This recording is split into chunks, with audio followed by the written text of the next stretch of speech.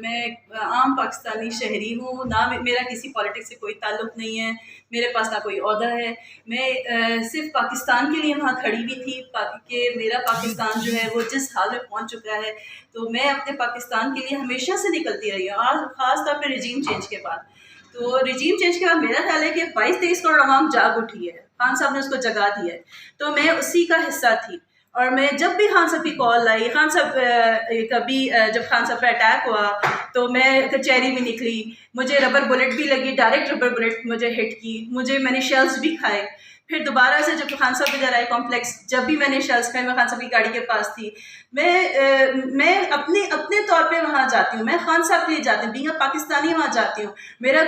مجھے پالیٹکس میں اگر آنا ہوتا تو مجھے بہت لوگوں نے کہا شاید تمہیں پالیٹکس میں آنے کا شوق ہے. میں نے کہا مجھے پالیٹکس میں کوئی آنے کا شوق نہیں ہے. مجھے 2013 میں بھی آفر ہوئی تھی، اگر یہی بات ہوتی تو میں تو آ چکی ہوتی پالیٹکس میں.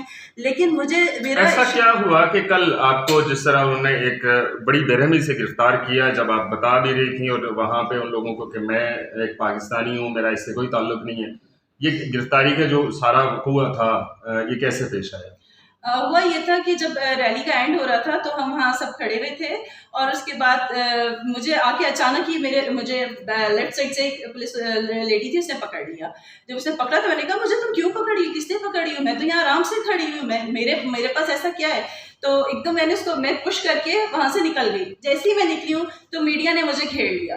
تو میں سینٹر میں تھی اور میڈیا سارا تھا. اس نے میرے سے پوچھا آپ کے ساتھ کیا ہوا ہے ابھی، تو میں نے ان کو بتایا کہ میرے ساتھ یہ ہوا ہے کہ مجھے پکڑنے کی کوشش کی گئی ہے، لیکن ان کی ہمت کیسے کہ مجھے ہاتھ بھی لگائیں. انہوں نے مجھے پکڑا کس لیے؟ میں یہاں پر اپنے جو چیف جسٹس ہیں ان کے ساتھ ان کے لیے کھڑے ہوئے ہیں، آئین کی بالادستی کے لیے کھڑے ہوئے ہیں، رول آف لا کے لیے کھڑے ہوئے ہیں. بھائی ہمیں تو اور کچھ بھی نہیں چاہیے، ہمیں تو اپنا پاکستان صحیح حال میں چاہیے، ہم تو کچھ بھی نہیں اور چاہتے.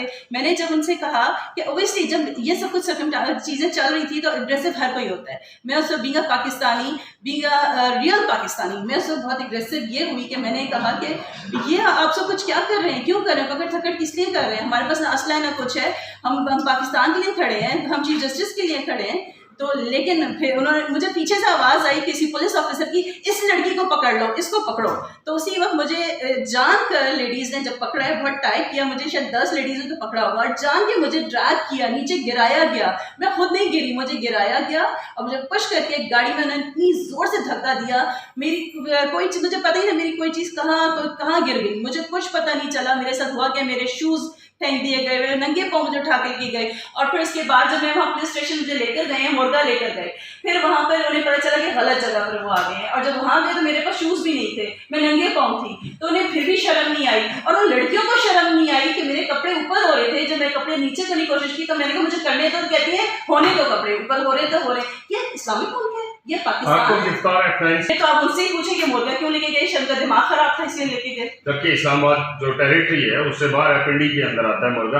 کیا آپ سمجھتی ہیں کہ پڑھے لکھے ایک عام باشعور پاکستانی کی حیثیت سے کہ یہ انسانی حقوق کی خلاف ورزی نہیں ہے؟ انسانی حقوق کی تو خلاف ورزی عرصے سے کرتے آ رہے ہیں. انہوں نے تو دہشت گردوں کو پکڑنا تھا، پڑھے لکھے لوگوں کو پکڑنا شروع ہو گئے ہیں، اور ہم جیسی نوبل ہم لیڈیز کو پکڑنا شروع ہو گئے ہیں جو ہاؤس وائف ہیں یا جابس کر رہی ہیں. ہم لوگ تو ایک بہت زیادہ مہذب خاندان سے تعلق رکھتے ہیں. یہ ہمارے ساتھ چیزیں ہوں گی تو ہم تو یہ ٹالریٹ نہیں کر سکتے نا. پاکستان کے اندر آپ رول آف لا کی بات کرتی ہیں، پاکستان کے اندر اس سے قبل بھی رول آف لا کا کوئی کہیں وجود نظر نہیں آتا تھا. ہم اسلام آباد کے شہری ہیں، اسلام آباد کے اندر گزشتہ جو سال گزرا اس کے اندر بہت سارے قتل ہوئے، راز میں ڈکیتیاں ہوئی، لیکن پولیس اس کی طرف نہیں جا رہی، اور سیاسی کارکنان سیاسی جماعت کا عسکری ونگ، ایسا کہہ سکتے ہیں آپ، بالکل کہہ سکتے ہیں. اس لیے کہ جو کچھ چل رہا ہے آج کل رجیم چینج کے بعد، تو جو ہمارے نئے آئی جی صاحب ہیں، جیسے خان صاحب نے بھی کہا، تو اب ہم بھی کہہ سکتے ہیں، جو وہی سب کچھ کر رہے ہیں یہ، اور وہ اس کا حصہ بن چکے ہیں. بین الاقوامی جو برادری ہے ہماری، وہ ان پر لگا دیتے ہیں ہر چیز کو روکنے کے لیے. خان صاحب کے جو کارکنان ہیں یا ان کے چاہنے والے ہیں، کیا وہ اس طرح کی جو تکالیف ہیں وہ برداشت کر لیں گے؟ اچھا، میں آپ کو اپنے بارے میں ایک ضرور بات کہوں گی. مجھے کارکن کا لفظ پسند نہیں ہے. میں ایک پاکستانی ہوں، مجھے پاکستانی ہی کہا جائے اور مجھے خان صاحب کا چاہنے والا کہا جائے، پاکستان کا چاہنے والا کہا جائے. میں نہیں، ویسے میں ایک بات بتاؤں، مجھے اس وقت سے یہ چل رہی خان صاحب کارکن، آئی ایم ناٹ کارکن، I don't know what's the meaning of کارکن. कारकुन। मुझे पता है मैं एक पाकिस्तानी हूँ, मैं पाकिस्तान से बेहद प्यार करती हूँ, पाकिस्तान की आवाम से और खान साहब से प्यार करने की वजह तो एक पहले वर्ल्ड कप भी था।